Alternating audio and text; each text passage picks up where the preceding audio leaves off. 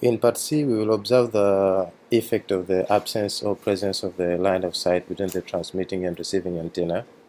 Normally, this would affect the amount of the received power, especially at higher frequencies where you have very little multipath components.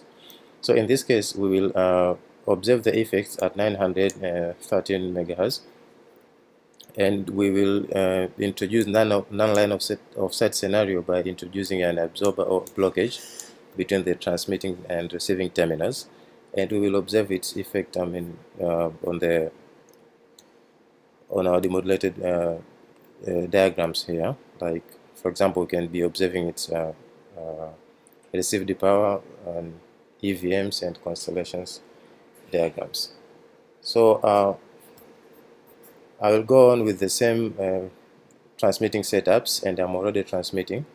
So let's see what will happen when I introduce the blockage between them. I will introduce a reflector between them to block the line of sight. So in this case, before the reflector being introduced, we are receiving around minus 969 dBm. So let's introduce the blockage and see what we will receive. So you can see, as I'm introducing the blockage, the received power is changing drastically. Like now we are receiving minus 84 dBm.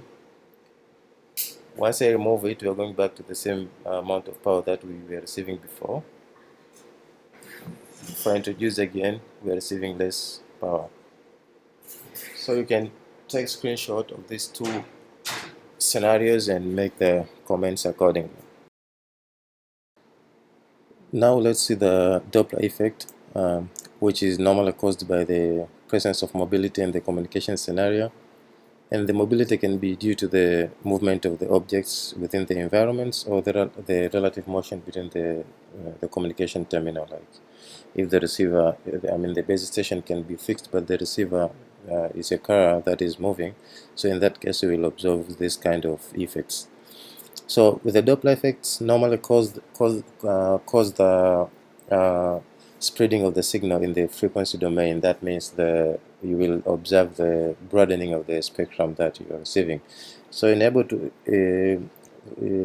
order to be able to observe such a thing, we need to transmit a signal with a very small bandwidth so that we can easily observe its broadening.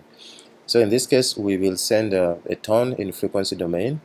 That means in our receiver, at the transmitter, we will disable the modulation. We don't have to modulate, so we'll be just sending the carrier, which is a tone in frequency domain.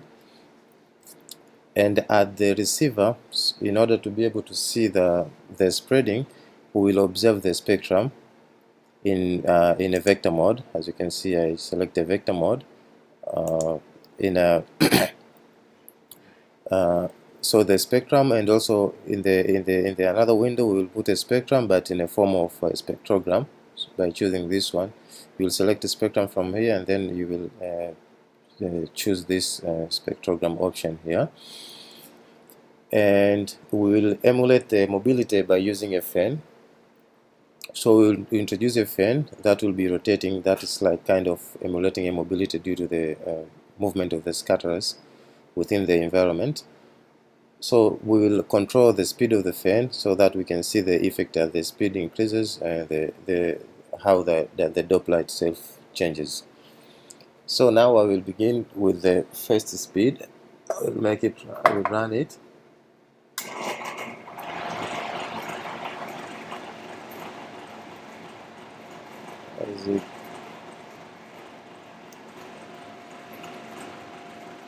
As you can see, as I said, I start running the fan. Now you can see you are receiving power at different frequencies, as you can see easily here.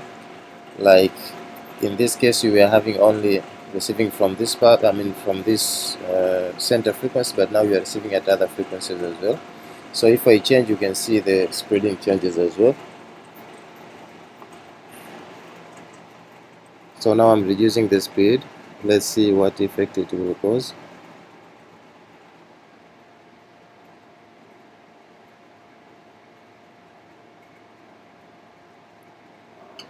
So you can see here spreading is being reduced as I'm reducing the speed of the fan.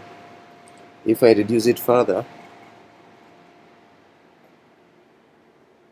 we should be able to observe a further reduction on the spreading.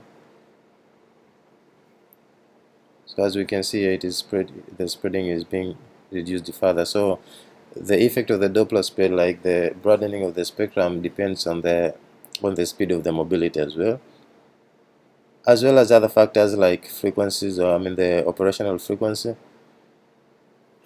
But we will not go into that in this particular session.